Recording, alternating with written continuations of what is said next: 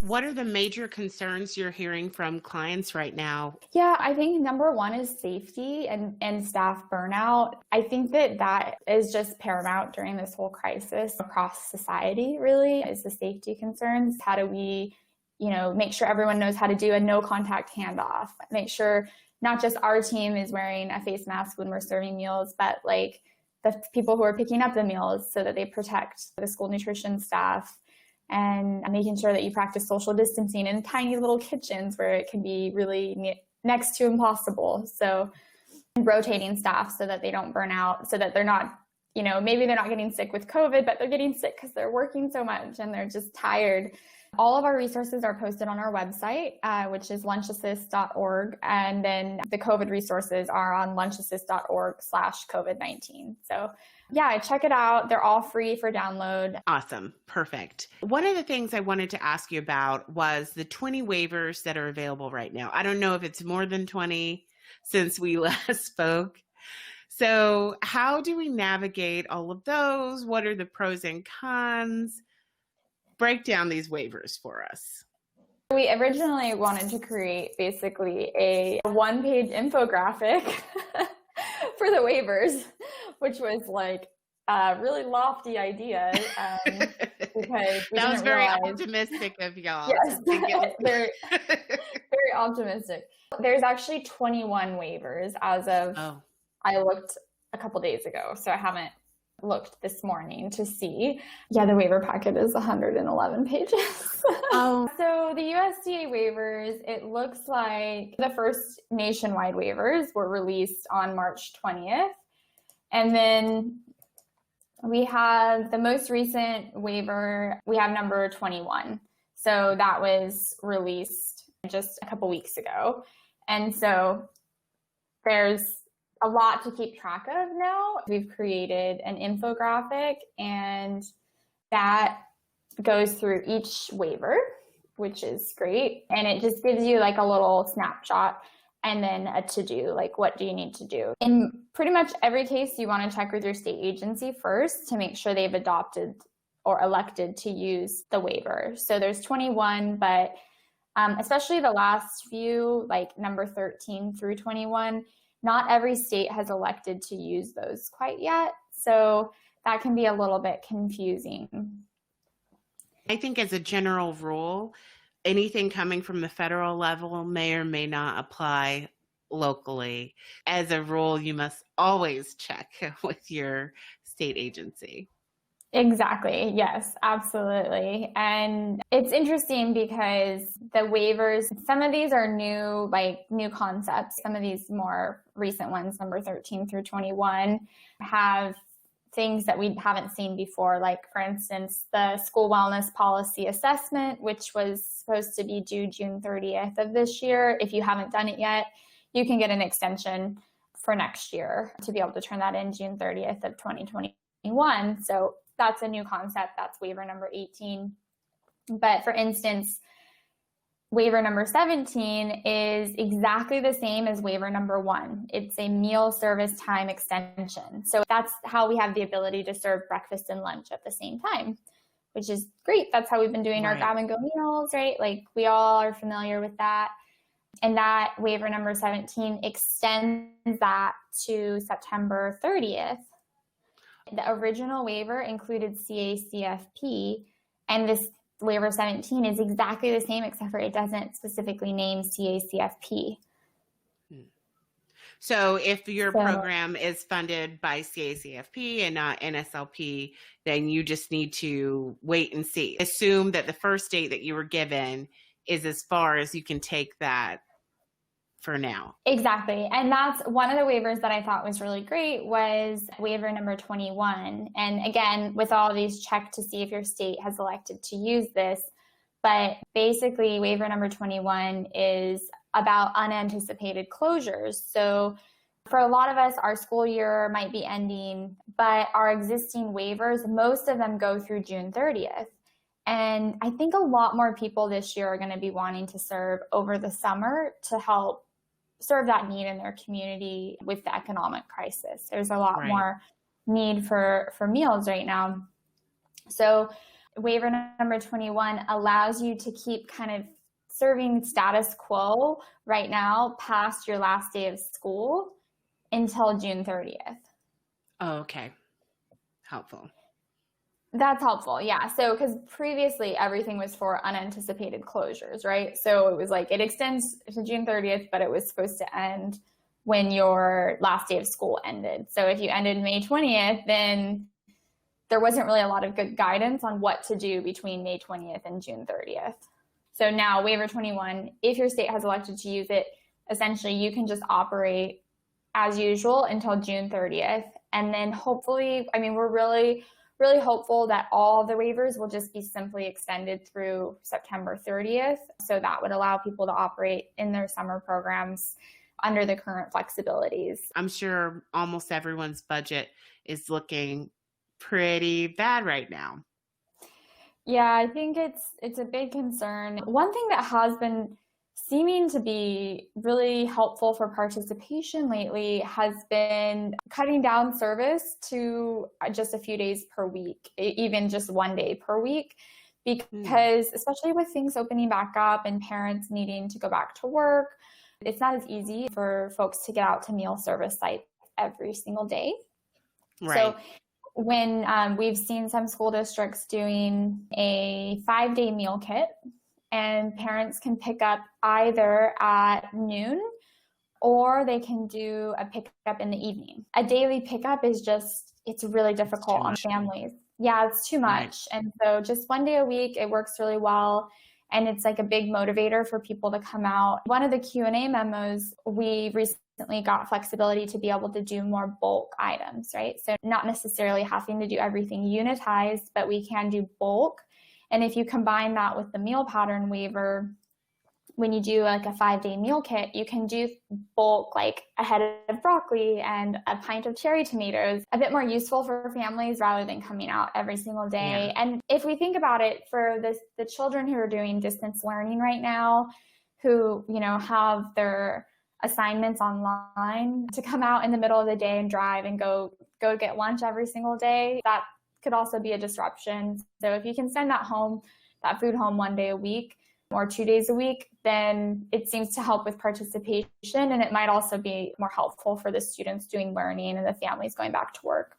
Yeah, absolutely. That makes a lot of sense. We've gotten ours down to twice a week, but I wonder have you noticed a big difference depending on the layout of the district? Like if it's rural, everyone, I don't want to say everyone, but it seems like in some areas you must have a car. It's understood. Everything's spread out. And then in other areas where you typically can get the bus or you can walk and things are close together. We still offer a walk-up meal service. So they have the drive-through running, and then they have, you know, families are still able to walk and pick up. But it's a huge barrier, and I think it gets to be a bigger barrier in rural communities where it's just more difficult, it takes more time. You know, the school may be further away. And we have seen many of those areas doing delivery of meals. Like partnering with other community organizations or something and delivering to multiple sites?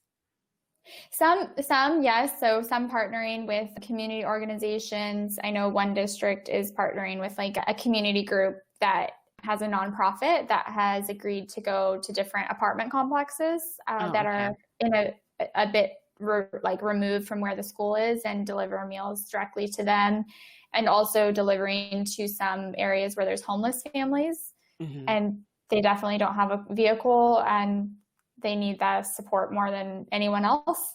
Right.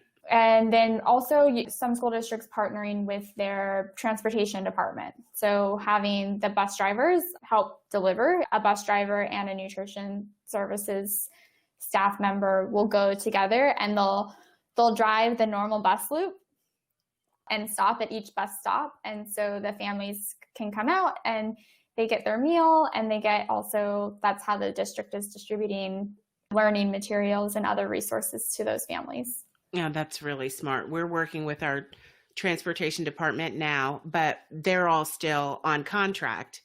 So it's been an awesome resource during the year. We were all imagining that this would be over. I don't know why we were also optimistic a few months ago. Now that it's obviously not the case, we're working on Plan B and reducing the time sacrifice, because Yeah. during the business day is when we'll be out there, and that's definitely a conflict. So we don't want for them to have to choose between going to work and having food.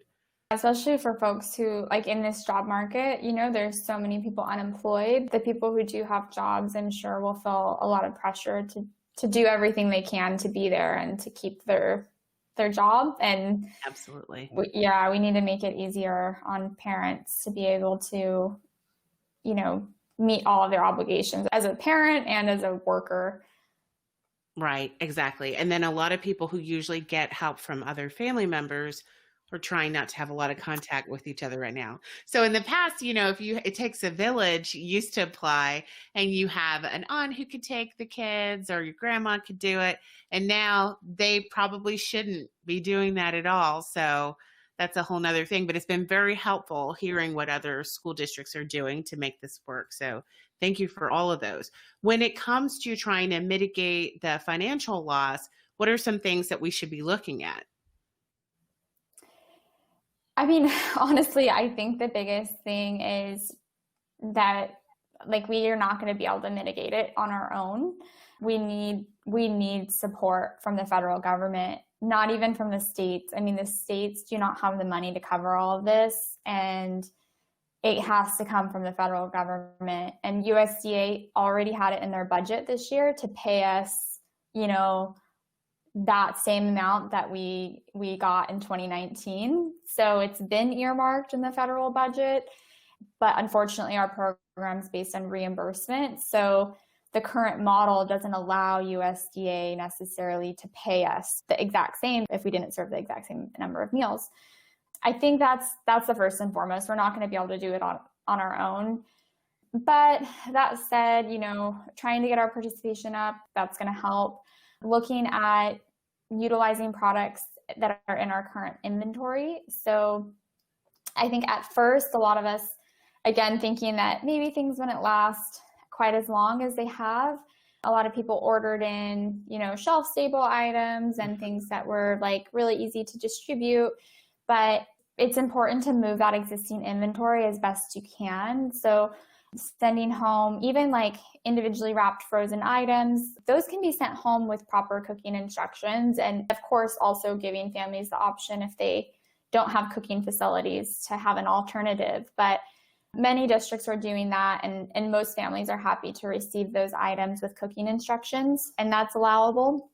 Mm-hmm. I think that can really help if you can just draw down your inventory, and also trying to utilize, like you guys are, staff from other departments, if they're already being paid through the district, trying to bring in folks like that can help right now. But yeah, definitely the amount that we're getting for reimbursement right now, it's not enough to cover meals that don't have offer versus serve. I mean, most of us are used to only 60% of our kids taking milk, not 100, or, everyone takes a fruit or a vegetable, but not both.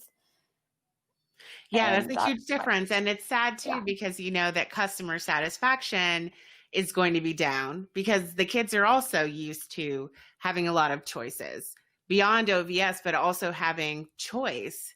And now it's just, whatever we planned for the day is what you're getting. Yeah, that's true, right? It's not it's whatever we planned on our menu or whatever we can get, because there's supply chain shortages. And I think that's the great thing about the meal pattern waiver. And the meal pattern waiver has been extended until May 31st. And we're really pushing for that to get extended. I think the meal pattern waiver should be probably extended all year next year, because the supply chain shortages. Yeah. Absolutely. And I encourage people, of course you want to do your best to serve a compliant meal. And I'm the first person. I mean, that's like my bread and butter, is helping people be compliant and plan good menus and But at a time like this, I think we just all need to use whatever flexibility we have and utilize that meal pattern waiver to be smart about how you're planning those meals. I think at first, a lot of us assumed some things about how we could move forward with what we had for FFVP. Can you explain what the actual clarification was? Yeah, so unfortunately, the FFVP was not included in the flexibilities. It's not one of the programs that we're allowed to have waivers for. You can only serve FFVP at the original site where it was approved. And if that's not a feeding site for you, then I don't know of any workaround. If anyone has thought of something, let us know. But we haven't figured out a compliant way to get into that. And there's also some downsides. I'm just starting with the negative. You can't provide the FFVP to parents. So we have the parent meal pickup waiver, but it doesn't apply to FFVP. So you can have those servings of FFVP at your grab and go meal sites, but it has to be given to a student or a parent that has a student with them or a child. It's not allowable to just give that to a parent. So those are probably the biggest downsides. In addition, the funding needs to be still spent by June 30th. So there's been no extension on that. But I was really happy to see some schools getting really creative working with local farmers. So Lodi Unified School District, they have a great solution that they've come up with, the local farmer, and they are creating little boxes or bags of produce for the week.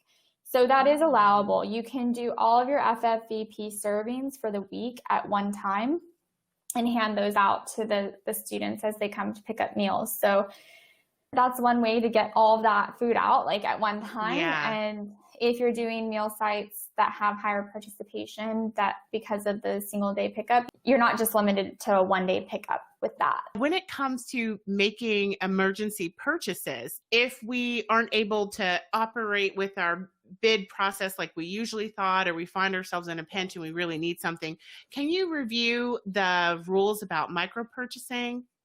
Yeah, definitely take advantage of micro purchasing. And again, all of these rules can vary by state.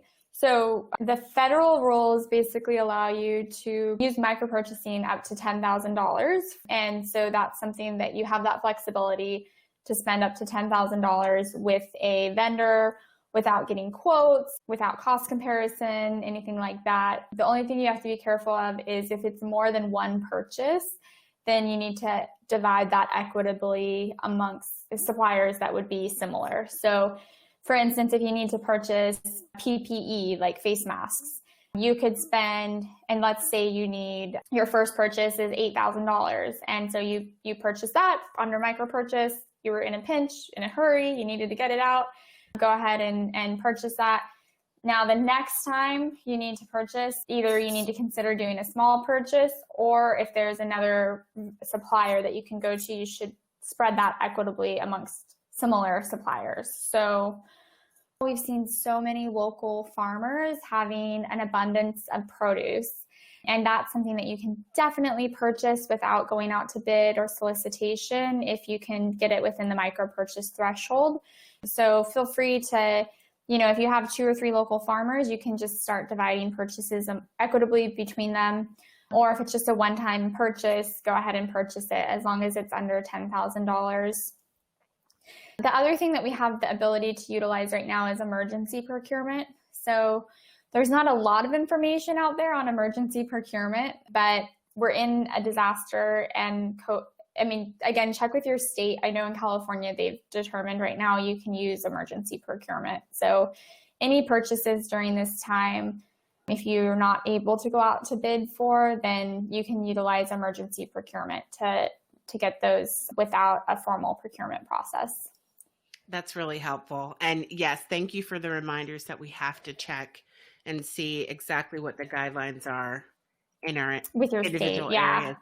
Yeah, because like the dollar amounts vary by state. I know, for instance, California used to have a very specific level for our state. And then in August of 2018, they just went with the federal level. So it's, it just varies everywhere. But over 10,000, if you have the bandwidth, you should do a small purchase process. So small purchase involves just getting 3 quotes.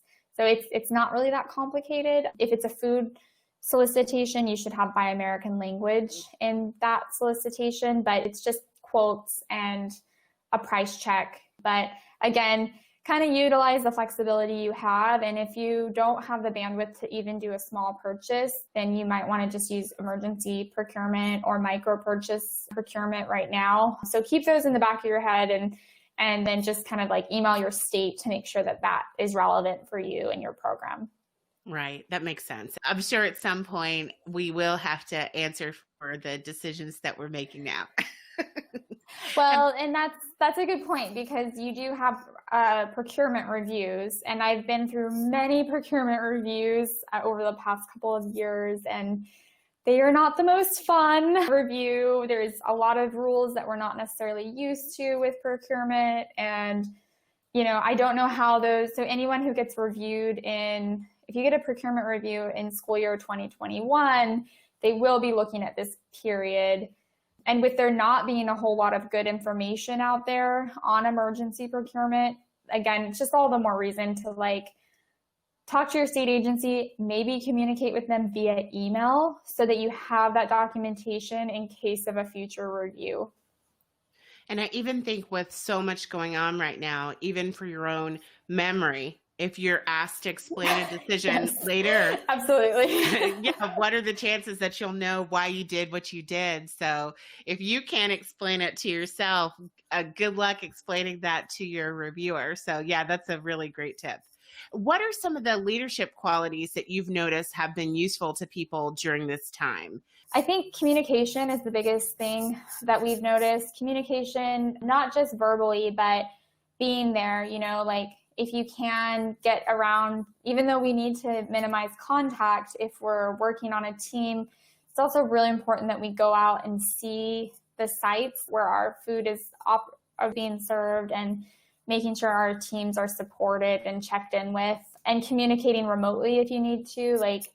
A lot of folks are doing daily meetings, just a quick 5-minute huddle, 6 feet apart from each other. But, just to check in and make sure everyone's feeling okay. Is there something that happened on our last service day that we need to talk about, that we need to fix, any concerns that have come up? So right now, I think communication is the biggest thing, because that also, if you have open lines of communication, then people are able to bring up concerns about safety. And that in itself has been proven in the airline industry to help mitigate plane crashes. Co-pilots that feel like they can have open lines of communication with the pilot, those airlines have less plane crashes. So if we think about applying that to our industry, if we open up those lines of communication up and down the hierarchy and allow everyone to have an equal voice, we're going to all be better for it. Our kids are going to be safer, our team's going to be safer, and we're going to have a more cohesive workplace.